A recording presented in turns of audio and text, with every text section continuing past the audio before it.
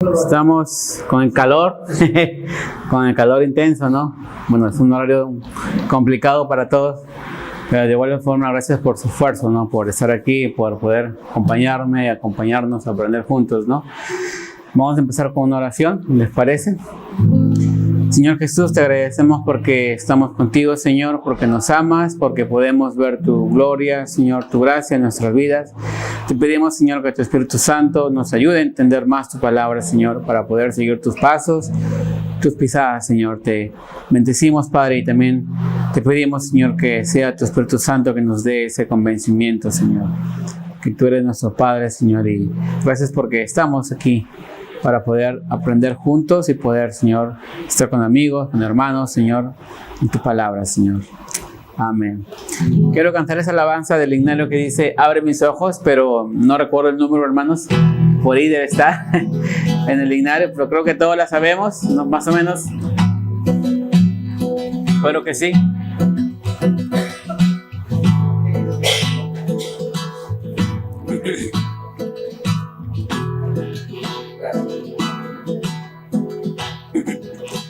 Abre mis ojos, oh Cristo, abre mis ojos, te pido, yo quiero verte, yo quiero verte. Una vez más, abre mis ojos, oh Cristo, abre mis ojos, te pido, yo quiero verte, quiero verte, contemplar tu majestad y el resplandor de tu gloria. Derrama tu amor y poder cuando cantamos Santo, Santo. Abre mis ojos, oh Cristo, abre mis ojos, te pido, yo quiero verte, yo quiero verte. Abre mis ojos, te pido, abre mis ojos, yo quiero verte, yo quiero verte, contemplar tu majestad y el resplandor de tu gloria. Derrama tu amor y poder cuando cantamos Santo, Santo, y contemplar tu majestad y el resplandor de tu gloria. Derrama tu amor y poder cuando cantamos Santo, Santo. Santo, Santo, Santo. Santo, Santo, Santo. Santo, Santo, Santo, yo quiero verte. Santo, Santo, Santo. Santo, Santo, Santo. Santo, Santo, Santo, yo quiero verte. Bueno, hermanos, quisiera iniciar que no puedo acercarme mucho por el cable. En este pequeño estudio espero acabar por la hora, pero de igual forma, si no se acaba, he dejado ahí 2 copias para que aquellos que quieran leer en casa, a la tranquilidad de su sofá, puedan hacerlo después, ¿no? Pero quiero resumir, hermanos, básicamente las dos primeras partes. La primera parte hablamos del contexto de Martín Lutero, ¿no? Vimos que Martín Lutero venía de un contexto medieval, ¿no? Se había criado en el campo, obviamente, no era un hombre de ciudad, era un hombre de campo, era un campesino, ¿no? Que tenía, pues, el talento que Dios le había dado, ¿no? Era un hombre brillante, ¿no? A su corta edad, ¿no? Vemos también que la reforma surge o se da por diversos factores, ¿no? Uno de ellos fue ¿recuerdan qué fue? La plaga, ¿no? La peste, ¿no? Este sentimiento de culpa que tenía la gente europea, ¿no? Por no haber podido salvar a sus propios hermanos, hermanas, padres que tal vez estaban sufriendo por la plaga, ¿no? Otro factor fue también el aumento de las ciudades, ¿no? El crecimiento de las ciudades, aún más el crecimiento y el aumento de la tecnología, ¿no? La imprenta, por ejemplo, ¿no? Y también las guerras que habían sucedido 100 años antes a la Reforma y habían, pues, creado una atmósfera de pesimismo, ¿no? Entre el ambiente o el contexto europeo, ¿no? Pero de todas ellas, la peste, ¿no? El impacto que tuvo la peste en la conciencia europea fue definitiva para poder, de alguna manera, llevar a cabo esta reforma, ¿no? Y Dios, de alguna u otra forma, creemos nosotros, que utilizó todos estos contextos, ¿no? Estas situaciones, tanto a Lutero como su contexto histórico, social, religioso, para poder llevar a cabo lo que más tarde sería la reforma, ¿no? La reforma. También vimos que Lutero de alguna u otra forma había sufrido mucho por este distanciamiento que su padre, ¿no? Hans Lutero había tenido contra él, ¿no? Lutero tenía un futuro prometedor, ¿cierto? Iba a ser abogado, iba a ser quizás un hombre muy rico en ese entonces, era muy inteligente, pero sus planes cambiaron a raíz de una tormenta, ¿no? Que él vio como un designio de Dios en su vida, ¿no? Y que nosotros sabemos que aunque él quizás no entendía del todo o no podemos quizás comprender a magnitud el impacto que tuvo ese rayo sobre su vida, creemos fielmente que Dios utilizó, ¿no? Todas estas circunstancias en su soberanía para que se produjese la teología que se produjo en tal época, ¿no? Y no ahora, ¿no? Entonces, han pasado casi 500 años de la Reforma, más o menos, y de alguna manera seguimos aquí, ¿no? Predicando e enseñando lo que grandes hombres de Dios han dejado en la historia, y no solamente Lutero, ¿no? Hay otros, por ejemplo, están los escoceses, ¿no? Que también tienen una buena teología, ¿no? John Edwards, John Owen, los puritanos, ¿no? Que también sería bueno leerlos, ¿no? Pues hay muchos otros teólogos que también, luego de Lutero, han aportado mucho a la iglesia, ¿no? John Ryle y otros más que tal vez pudiéramos leer en este mundo, en este contexto contemporáneo, ¿no?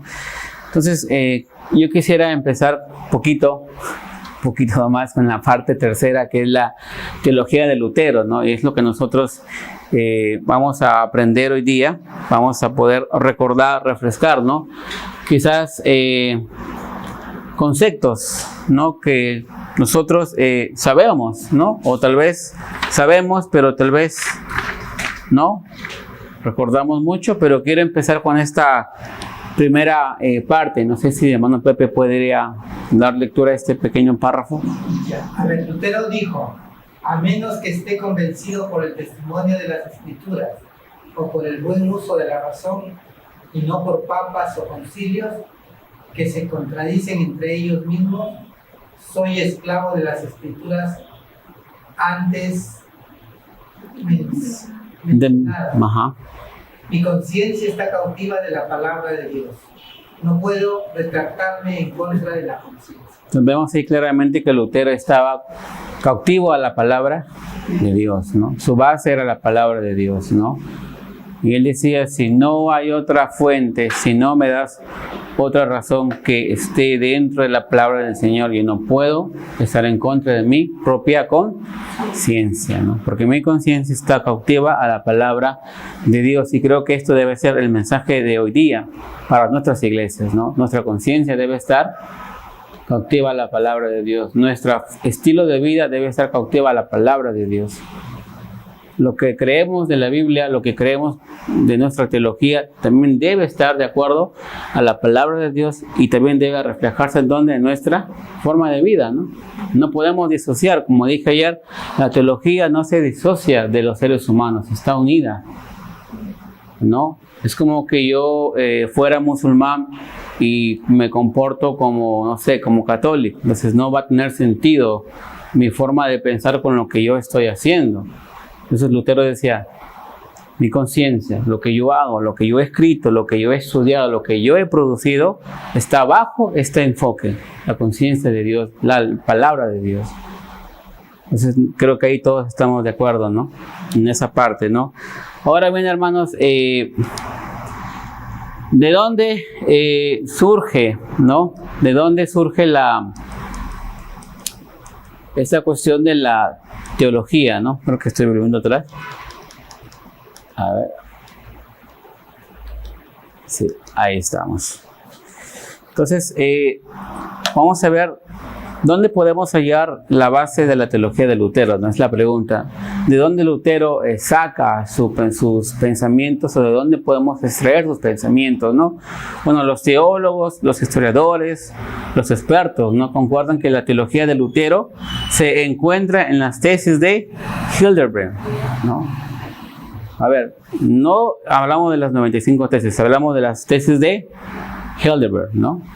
Que está conformada, ahí está, ¿no? De 28 ideas teológicas y 12 filosóficas, ¿no? ¿Y por qué es importante, hermanos, nosotros presentar estas 40 tesis? ¿Por qué es importante para nuestra iglesia mencionarlas? Porque son la base de lo que creemos nosotros, ¿no? Muy aparte del libro de Concordia, de la Confesión de Habsburgo, las bases teológicas están en ese tratado, ¿no?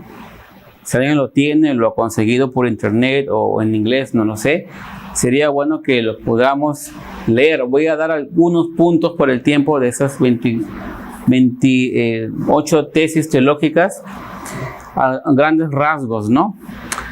Ahora sí, ¿y por qué Lutero, hermanos, escribe estas 40 ideas? ¿Por qué? ¿Por qué Lutero se encarga de escribir? ¿Por qué toma su tiempo en escribir esos 40 statements, ¿no? Afirmaciones, ¿no?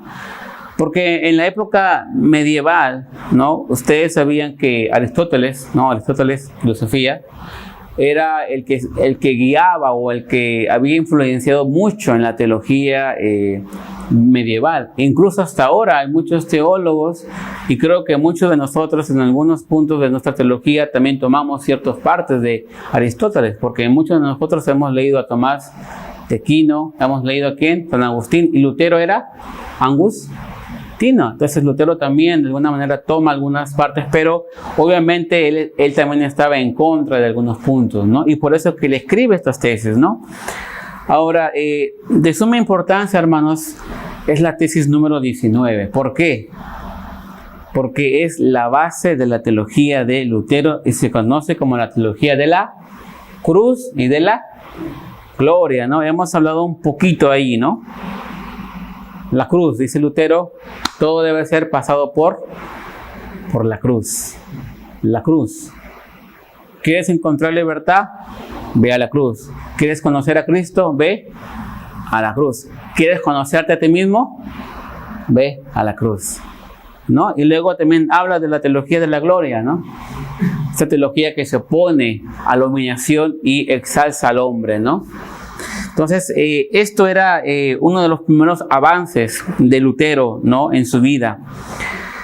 Entonces, Lutero, hermanos, se pregunta, sí, ahí está.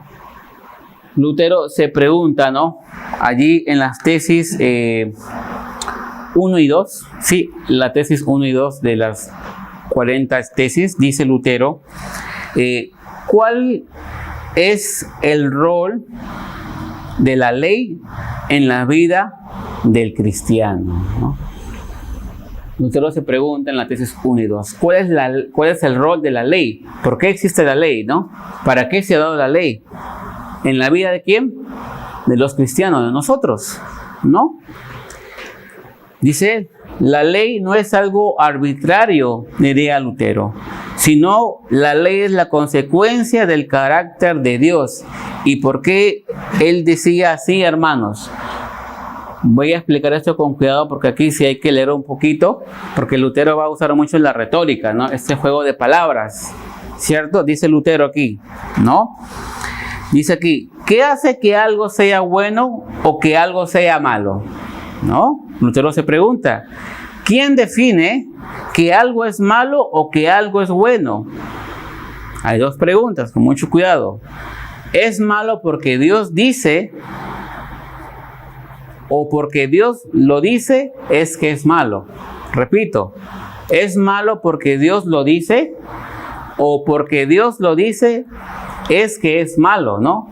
Parecen preguntas iguales, pero no lo son. Lutero ya va a entrar mucho en la retórica, ¿no? Va a jugar con las palabras, va a cambiar el sentido de las preguntas. Y aquí vamos a analizar un poquito, ¿no? Y luego dice, ¿quién define que algo es malo o que algo es bueno? Por ejemplo, miren, matar. ¿Matar es malo porque Dios dice que es malo? ¿O Dios dice que es malo porque Dios lo dice? Ajá, aquí está, ¿no? Y aquí vamos a encontrar, hermanos, una herejía. Miren, ¿qué dice aquí? Dios dice acá, perdón, acá. ¿Matar es malo porque Dios dice que es malo? ¿O Dios dice que es malo porque Dios lo dice? En el segundo caso, Dios estaría a una ley superior a él. ¿Se dan cuenta la diferencia? Voy a explicar por qué. Dios dice que es malo porque Dios lo dice, o Dios lo dice porque es malo. Si Dios lo dice porque es malo, entonces hay una ley universal a la cual Dios mismo estaría sujeto, y el estándar para el bien y el mal sería algo distinto de Dios, y eso es herejía. Lutero decía, el último estándar a la cual está sujeto la ley es a Dios mismo. No hay otro estándar sobre Dios. Porque Lutero que decía, mi conciencia está cautiva ¿a qué? A la palabra de Dios. Es un juego de palabras peligroso, ¿no? Sí, es un poco peligroso, ¿no? Hay una gran diferencia decir es malo porque Dios lo dice, o porque Dios lo dice que es malo. Es que es malo, ¿no? Entonces, la ley está sujeto, el último estándar para la ley es Dios, ¿no? No existe otro estándar fuera de Dios. ¿Sí? Entonces, aquí hay que tener mucho cuidado porque Lutero va a comenzar a jugar con estas palabras, ¿no? Ayer, por ejemplo, decía yo, ¿no? No es lo mismo mejorar que estar muerto en pecado. Estar muerto en pecados que yo no tengo, estoy muerto. Pero mejorar es que yo, un poquito, ¿no? Buenito, y voy mejorando. ¿Cómo mejoro? Porque saludo a Yalmar, porque a lo mejor vengo todos los días a la misa y me confieso con el Papa, ¿no? Mejoro. Lutero no pensaba así. Lutero decía, todos estamos muertos. Entonces, a veces esas palabritas chiquititas, a veces pueden causar impresión. Pero hay que tener cuidado porque Lutero usa mucho esto en su lenguaje, ¿no? Estándar para el bien y para el mal. Y la ley no solo escribe lo que Dios dice, sino que la ley es la consecuencia de lo que Dios es en su carácter. En su carácter. La ley es un reflejo de lo que Dios es. Esto es la tesis 1 y 2. Lutero la resume así. La ley es el reflejo de lo que Dios es. ¿Es consecuencia de qué? De su. Por eso que tú no podemos cumplir la ley, ¿cierto? No podemos. Por eso que necesito ¿de quién? De la gracia de Dios, porque yo estoy muerto en pecados. No puedo cumplir la ley. ¿Es mi carácter? Es el carácter de Dios. Entonces no puedo. necesito de la gracia de Dios, ¿cierto? Eso es el resumen de la tesis 1 y 2 que Lutero va a exponer en ese tratado de Heidelberg, ¿no? Ahí está, ¿no? La ley es un reflejo de lo que Dios es, ¿no? Ahora, hermanos, en la tesis 3 y 4, él expone una falsa percepción de nuestra parte sobre la utilidad, sobre las obras del hombre para salvación y las obras de Dios. Aquí Lutero hace una diferencia, ¿no? ¿Alguien puede leer la tesis 3? Yalmar, ¿podrías ayudarnos con la tesis 3? Las obras humanas, aunque parecen atractivas, son pecados mortales. Y tesis 4, las obras divinas, aunque parecen pecaminosas ante los ojos del hombre, realmente son meritorias a los ojos de Dios. Entonces hace un cambio de palabras, ¿no? Juega con las palabras Lutero, ¿no? Otra vez. Dice, las obras humanas, aunque parecen atractivas, ¿qué son? Dice, son pecados mortales. Pero otra vez comienza diciendo, pero las obras de Dios, aunque parecen pecaminosas ante los ojos del hombre, son, dice, realmente meritorias para los ojos. O sea, siempre está jugando él. Y voy a explicar esto luego. Ahora, ¿qué Lutero, hermanos, expone en la tesis número 5 y 6? Lutero enfatiza aquí, lo que hace que una obra sea un pecado mortal no es necesariamente el acto en sí mismo, sino la motivación que con la que se lleva a cabo. Lutero aquí habla ya de las motivaciones, ¿no? Dice, lo que hace que una obra sea un pecado mortal no es en sí el acto, sino es la motivación con la que yo hago las cosas, ¿no? Algo que se juzgaba mucho en la edad medieval, es un punto aparte que voy a hacer, es que ya la Iglesia Católica tenía un sistema muy objetivista. La Iglesia Católica observaba todo lo que hacían las personas, tus obras. Cuando entra la reforma por la influencia de los movimientos también que estaban en su contexto, ya los reformadores se vuelven un poquito subjetivos, porque ya no enfocan mucho a las obras, sino enfocan ¿qué?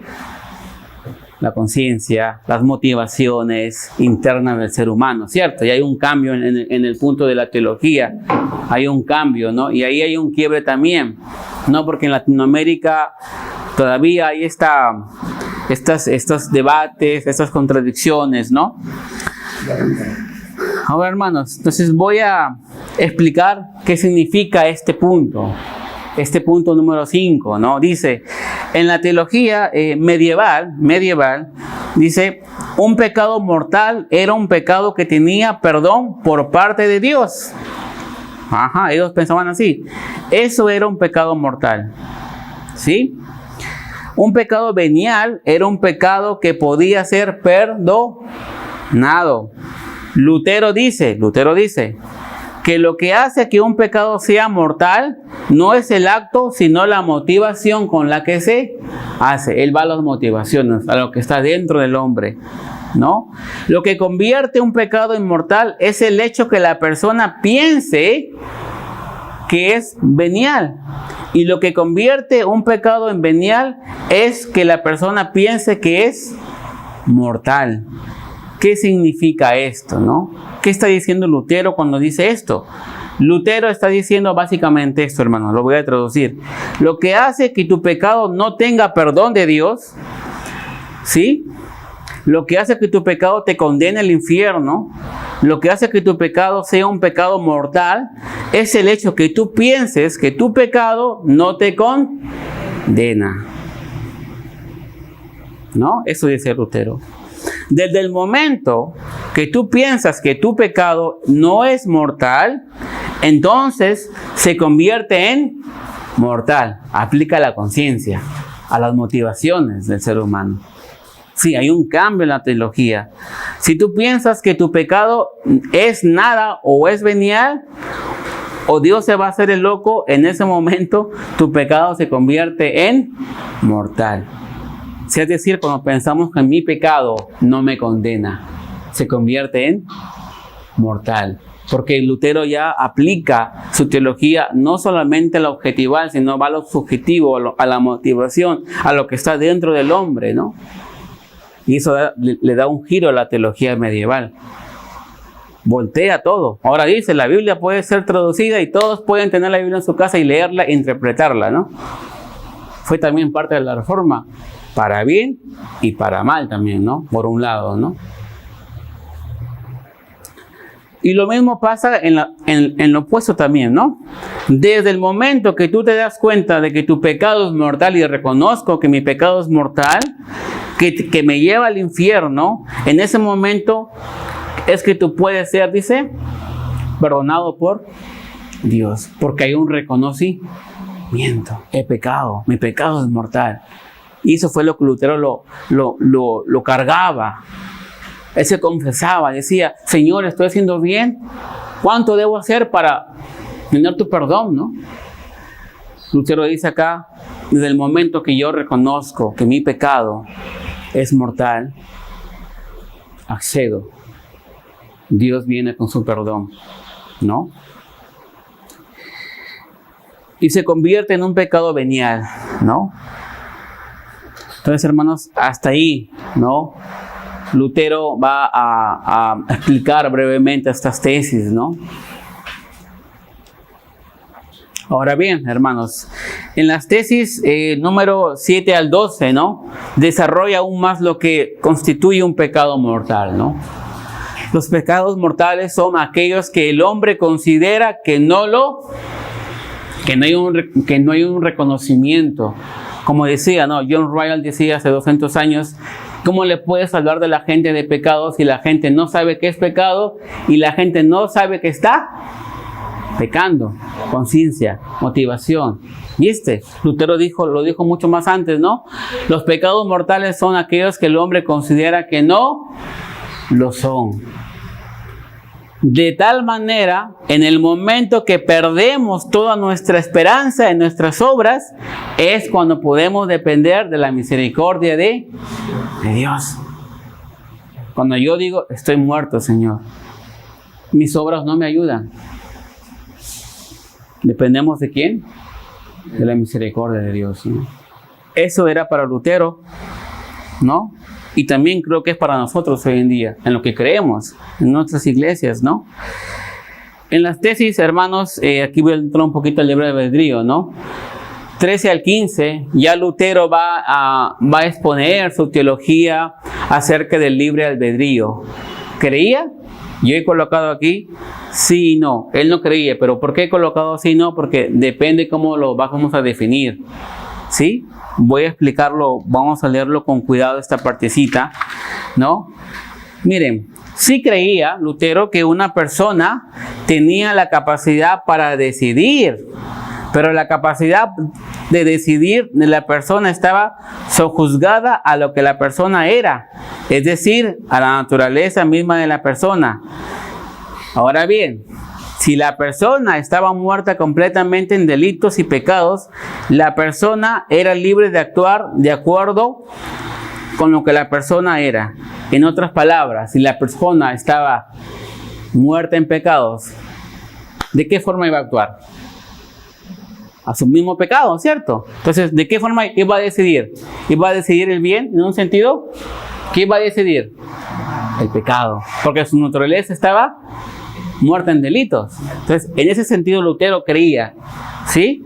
En ese sentido. Ahora dice, la persona estaba muerta en delitos y pecados y esto era moralmente estar muerto. No es que el inconverso no pueda venir a un Dios en un sentido, sino que el inconverso no quiere venir a Dios porque es amante de sí mismo supremamente antes de Dios. ¿Por qué? Porque su naturaleza, ¿cómo es?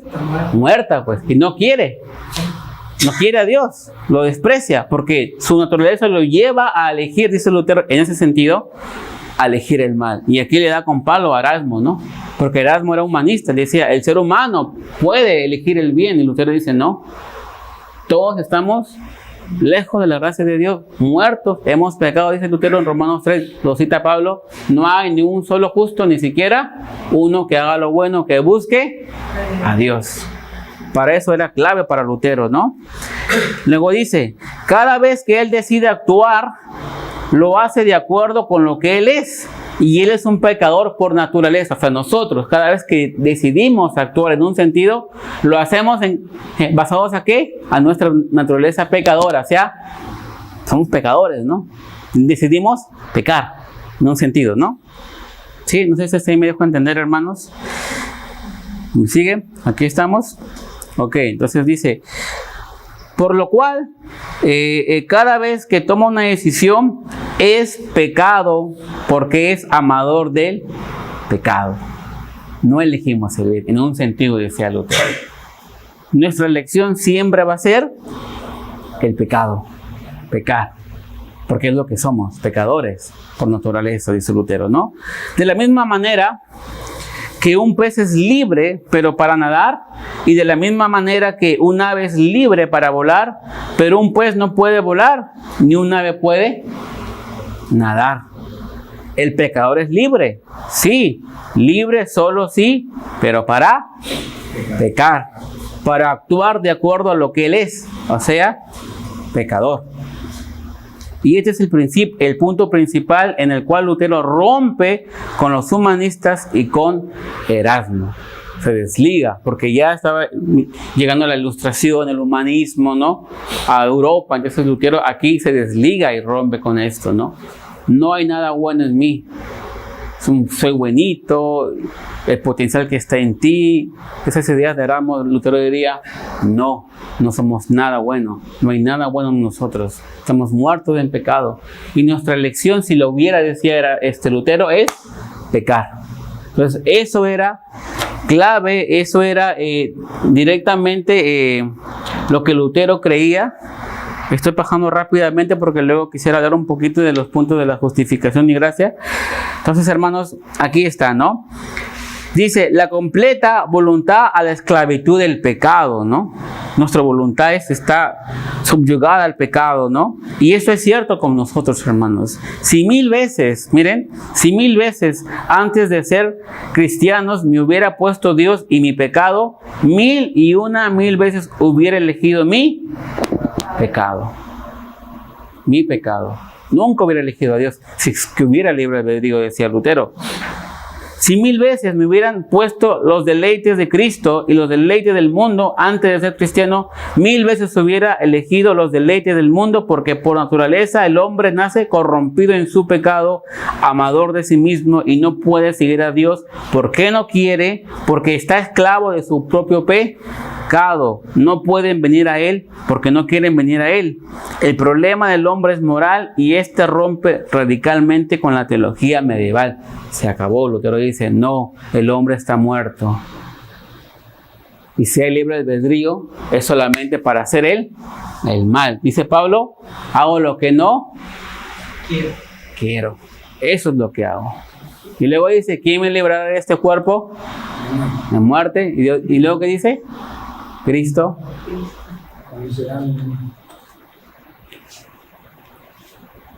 A ver, sí.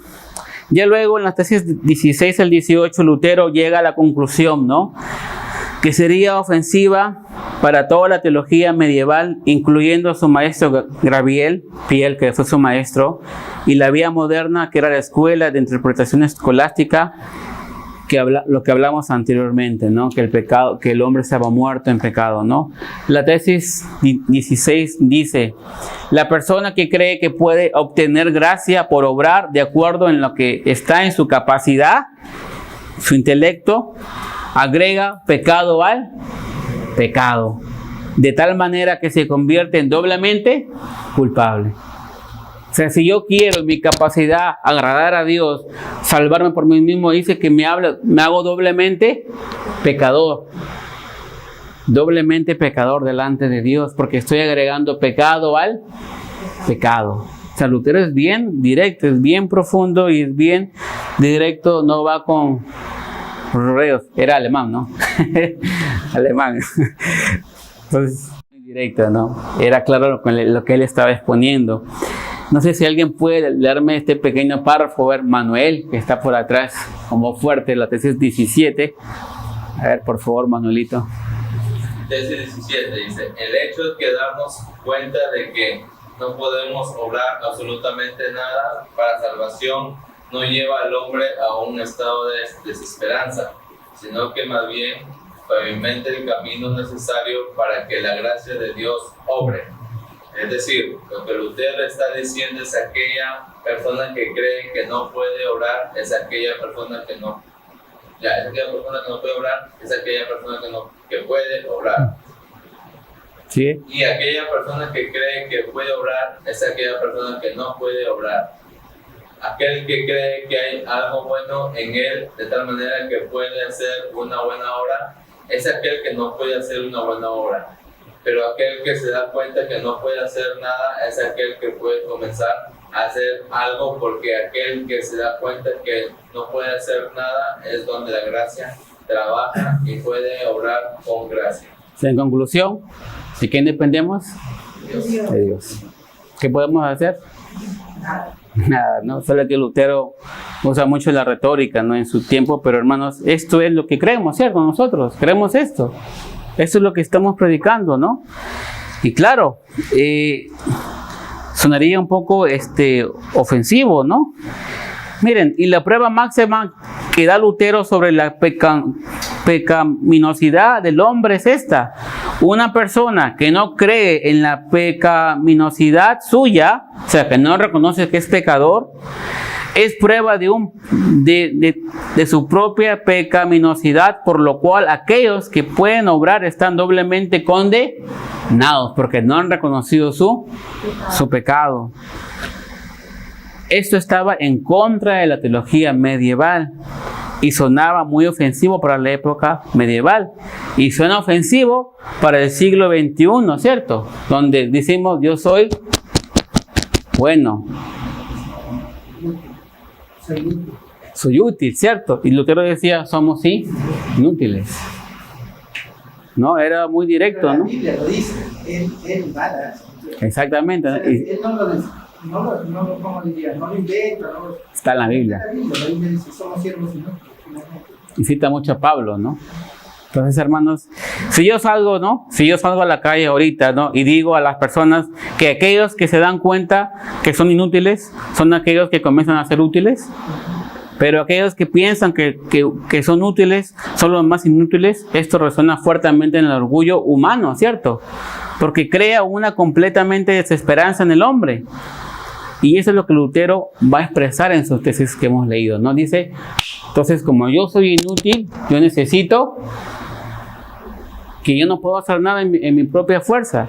Es Dios quien me resucita, ¿no? Creo que ya nos está hablando del bautismo, de la gracia, ¿no? Es Dios quien nos toma, ¿no? Es Dios quien nos toma, ¿no? Y ya en la tesis número 20 al 19, ¿no? Acá voy a leer esta parte, ¿no? Ya Lutero va a derramar toda su teología, la cima, el clima de la teología luterana, ¿no? Ya son los lentes con los cuales Lutero va a ver toda su teología, y habla aquí del teólogo de la gloria o la vanagloria y el teólogo de la cruz. Él va a decir, ¿alguien lo puede leer, hermano Pepe? ¿Puede leer la 19? Tesis 19. No merece ser llamado teólogo solo aquel que observa cosas invisibles, es decir, hace hipótesis a pesar que son claramente visibles, sino que merece ser llamado teólogo aquel que comprende las cosas visibles que Dios ha manifestado a través del movimiento de la cruz, ¿no? Lutero va a la cruz, ¿no? Va a la cruz, ¿no? Y aquí en la tesis 21 él va a explicar esto, ¿no? Dice, el teólogo de la gloria, de la vanagloria, le llama al mal bien y al bien mal. El teólogo de la cruz les llama a las cosas como realmente son, o sea, estamos muertos, necesitamos de Dios, ¿no? No podemos hacer nada, ¿no? Y muchas veces, se predica esto, ¿no? Ahora, hermanos, ¿qué quiere decir todas estas dos tesis que hemos leído de las 19 y 20, 21, ¿no? Quiere decir, ¿no? Que uno tiene que leerlo varias veces para poder comprender lo que Lutero está diciendo en estas tesis, ¿no? Lutero está hablando de una radicalización en el pecado. Las negaciones de la verdad del pecado es la evidencia que uno está muerto totalmente, y eso es lo que significa, o sea, el negar nuestro pecado, el negarnos a nuestra conciencia que estamos muertos en pecado, ¿no? Esto es negar la misma verdad del pecado que hay en nosotros. Para Lutero no existe una diferencia entre la antropología, o sea, la doctrina del hombre, quién uno es, y la teología. Es decir, para Lutero, y aquí habla del teólogo de la gloria, no del teólogo de la gloria, ¿no? Para Lutero, la teología y la persona se encuentran radicalmente enraizadas, no las podemos disociar, están juntas. No es teología un método teológico. Teología es una persona, es la consecuencia de lo que tú mismo eres. La teología es producto de esa consecuencia. Por eso que Lutero va a decir siempre, ¿no?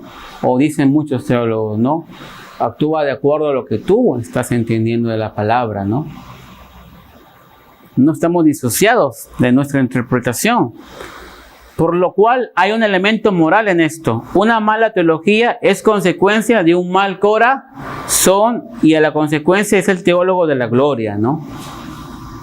Hablo Lutero, ¿no? Y el teólogo de la gloria no va a Dios para aprender de su revelación, sino que usa la revelación para justificar lo que él mismo es. Es decir, los teólogos de la gloria o de la vanagloria, como se les llamaría a Lutero, crean a Dios a su propia imagen, mientras que el teólogo de la cruz se ve a sí mismo reflejado en la cruz. Yo soy pecador, yo necesito estar allí, yo soy pecador, ¿no? ¿Qué significa esto, hermanos? La teología de la gloria y la teología de la cruz, la teología comienza con Dios mismo y su revelación, no con una especulación acerca de él. El error que comete el teólogo de la gloria es creer que lo que observa en el mundo es un vivo reflejo de Dios. ¿Y a qué me refiero con esto, hermanos? Les daré un ejemplo. Los mismos que dio Lutero, de cómo un teólogo de la gloria y un teólogo de la cruz definen los tres conceptos, pero de forma diferente. Por ejemplo, el concepto de la justificación, el teólogo de la gloria miraría cómo opera el mundo. El mundo opera en base a la reciprocidad. Tú me das, yo te doy. ¿Cierto?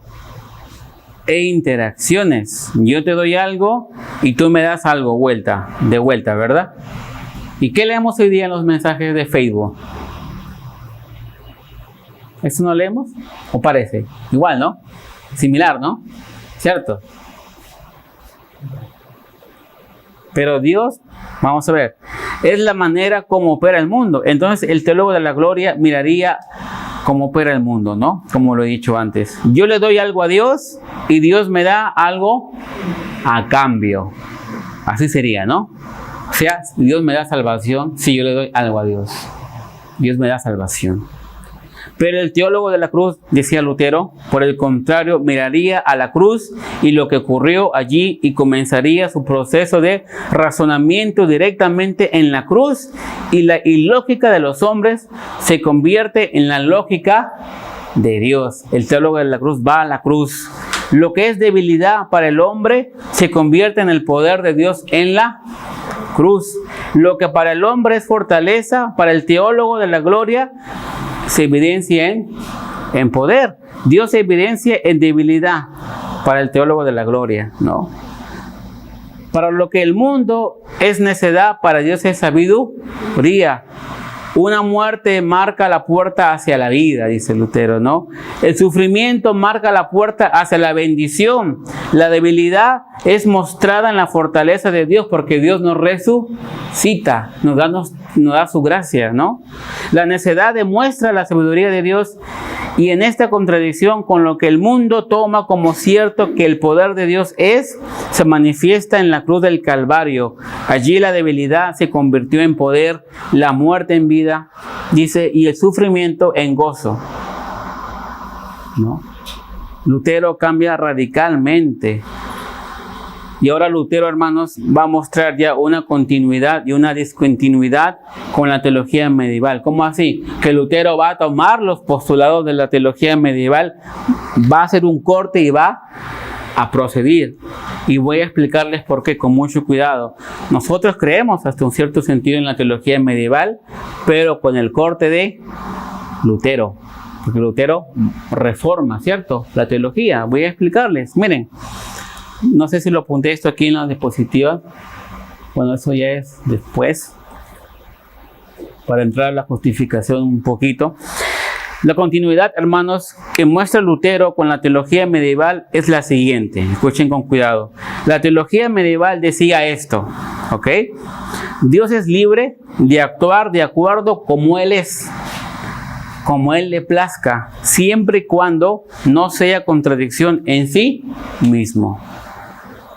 Por lo cual, para entender la manera que Dios ha decidido obrar, debemos de observar la manera como Dios ha elegido revelarse. Asimismo, es decir, Dios puede hacer todo lo que Él quiera, siempre y cuando no sea una contradicción en sí mismo. Por ejemplo, ¿Dios puede hacer todo? No, claro que sí, obviamente.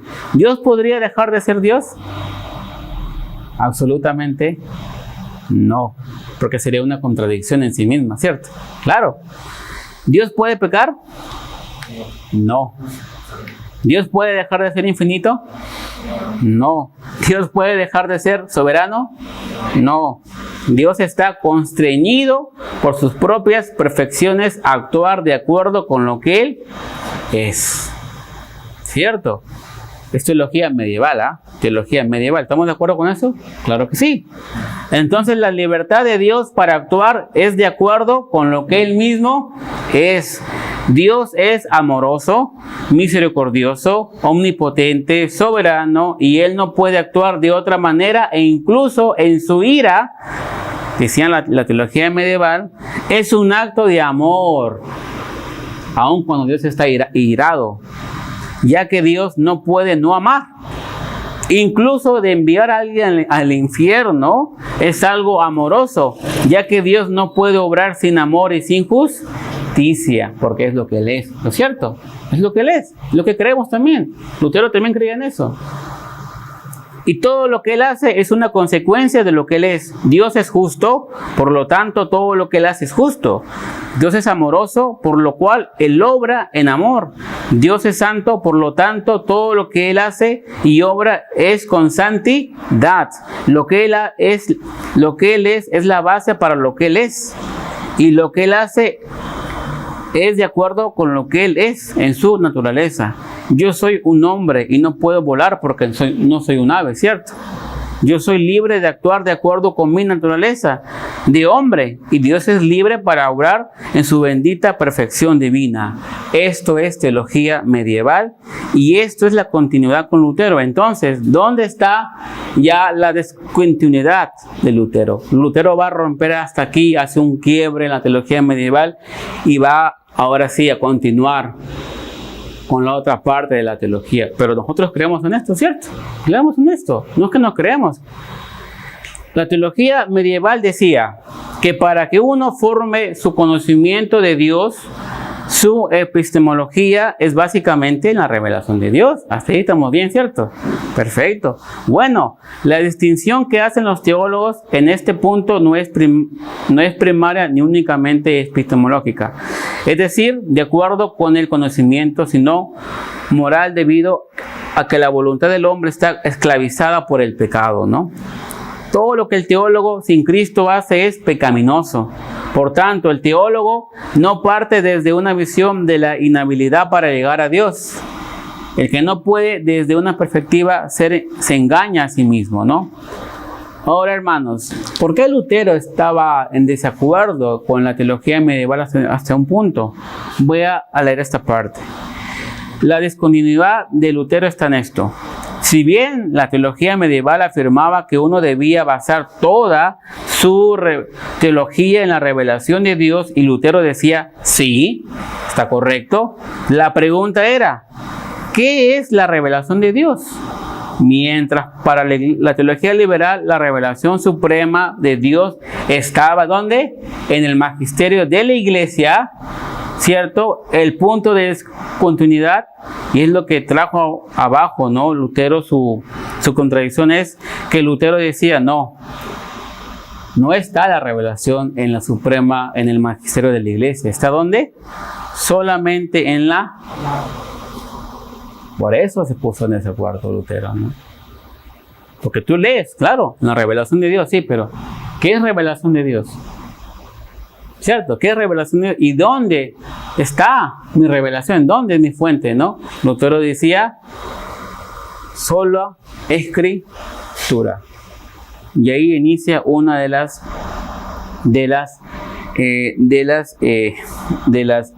solas de la gracia, ¿no? Bueno, el tiempo se está acabando, pero irme a la última parte, va a ser imposible terminar todo este material, pero los que puedan leerlo, ¿no? Pueden revisarlo con el pastor Pepe, lo voy a dejar, ya le he dado 2 copias, pero quiero irme a la parte final de este estudio, ¿no? Ahí hablo más de la gracia y la justificación en las siguientes cuestiones, pero bueno, por el tiempo, hermanos, me hubiera gustado, ¿no? La aplicación de Lutero a la música, ¿no? Muchas cosas allí. Quiero acabar, hermanos, con esta última parte del estudio, ¿no? Voy a comerme todo este material, pero de alguna manera quiero que ustedes tengan esto, ¿no? Como resumen de ese estudio, más que un estudio que lo lleven, ¿no? Lo voy a leer un poquito, ¿no? Dice aquí, ¿no? Hermanos, si algo debe quedar en nuestra alma después de haber celebrado los 500 años de la Reforma en Latinoamérica, es estar cautivos a la palabra de Dios. Debe haber un estudio profundo y sincero por la palabra. Dice, aquellos que son jóvenes entre nosotros, todavía deben cultivar sus vidas cautivas a la palabra de Dios. Pero Lutero diría, no solamente es amor a la palabra, no existe dicotomía entre hombre y la palabra. Tener la palabra es vivir la palabra, que tus actos hablen de lo que tú crees. No puede haber, si no sería un fragmentado, ¿no? Tendríamos 2 personalidades. Pues Lutero decía eso, Lutero creía en eso. Como luteranos también lo creemos, ¿cierto? Otra lección que aprendemos de Lutero es la importancia de la familia. No lo he explicado esto, pero si leen el libro van a encontrar una parte de la familia, ¿no? Él escribió su tratado sobre matrimonios y la pureza del amor en el matrimonio cuando era soltero, y escribió su catecismo cuando ya era casado para ayudar a la familia. El casarse para Lutero era una de las más grandes bendiciones que había traído a la Reforma y una señal clara del avance de Dios. Hermanos, la visión que uno tiene que sacrificar su familia para servir al Señor viene del diablo, ¿no? O para hacer su voluntad, no es la voluntad de Dios, sino viene del infierno. Esto diría Lutero. La voluntad de Dios es en sí misma, en primer lugar, un pacto para con Dios, luego con la familia, luego con la iglesia y luego con la sociedad. La iglesia no toma prioridad sobre la familia, sino es la familia. Familias de los creyentes, ¿no? Y si ustedes administran para el Señor, debemos tomar en cuenta, nosotros que somos líderes aquí, la mayoría, esto como una lección de Lutero. Lutero hablaba con su esposa de la vida, tuvo un matrimonio fructífero, pero le costó adaptarse, ¿no? Lutero es muy gracioso y escribe algo que saqué de su libro, ¿no? Dice él. Él decía, un hombre puede tener pensamientos muy extraños en su primer año de matrimonio. Por ejemplo, al estar sentado en la mesa piensa, antes estaba solo, ahora hay 2. ¿Ok? Por ejemplo, dice, Cuando está echado en la cama y se despierta y ve un par de trencitas recostadas a su lado que antes no veía. Los expertos en su historia dicen, y él lo dice, por otro lado, Lutero, aunque estaba, dice, ocupado, dice que ellos conversaban, ¿no? Y él cita acá una historia de su esposa, dice, ¿no? Voy a leerlo para un poco causarles risa, dice, ¿no? Por ejemplo, al comienzo mi Katy, o sea, su esposa se llama Katy, solía sentarse a mi lado mientras yo estaba estudiando profundamente y duramente, y de pronto se daba la vuelta a mis estudios y me preguntaba, doctor, ¿es el jefe el hermano del comandante del ejército? Una pregunta completamente fuera de lugar, ¿no? ¿Te imaginas la cara de Lutero? Estoy estudiando, ¿no? Alemán, ¿no? Que tiene, no hay sentido, ¿no? Quizás, bueno. Los matrimonios establecidos, el amor entre padres e hijos, la enseñanza de la vida cristiana de los padres hacia los hijos, el amor que muestra el esposo con la esposa, el respeto que muestra la esposa para con el esposo, esto va a gritar al mundo afuera que hay un cristianismo genuino. La familia, ¿no? Él decía la familia. Y por último, hermanos, Lutero nunca estuvo temeroso, nunca dejó que su temor lo invadiera de aquella reforma que él estaba deseando. Él fue expulsado de la Iglesia Católica, no la abandonó. Él quiso reformar la Iglesia y es lo mismo con los reformadores. Si hay algo que aprendemos de todo el movimiento de la Reforma es la unión de la Iglesia. Hermanos, podemos tener desacuerdos, discusiones, pero ese no es el punto de división. Y espero que no sea un punto de división en nuestras iglesias. Finalmente quiero decir, pasa el tiempo con los gigantes. Mira su vida.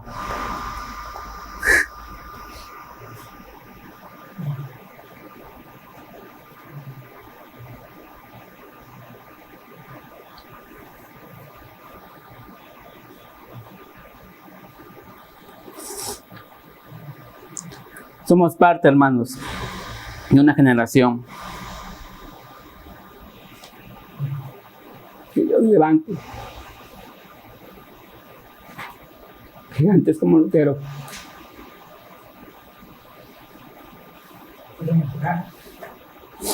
De verdad, en nuestras iglesias. Oremos, hermanos. Gracias. Señor Jesús, te agradecemos porque tú eres el que levanta gigantes, Señor. Que nuestra vida esté basada en tu palabra, Señor.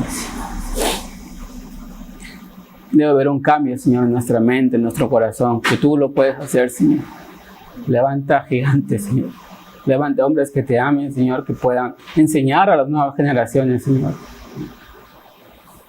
Anima, Señor, a los pastores de las iglesias luteranas del mundo, Señor.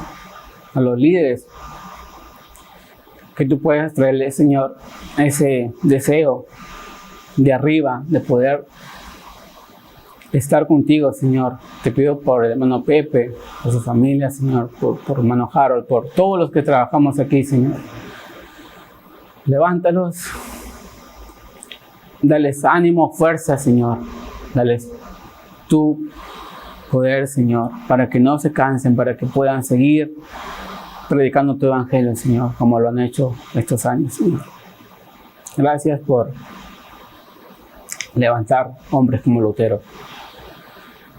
También te pedimos, Señor, que nos ayudes y que nos des este deseo de poder estar cada día cerca de ti, Señor. Y también te agradecemos porque tú nos hablas, Señor, con tu palabra, a través de tu palabra, Señor. Nos has hablado hoy día a través de Lutero, Señor, a través de su vida, a través de su enseñanza, Señor.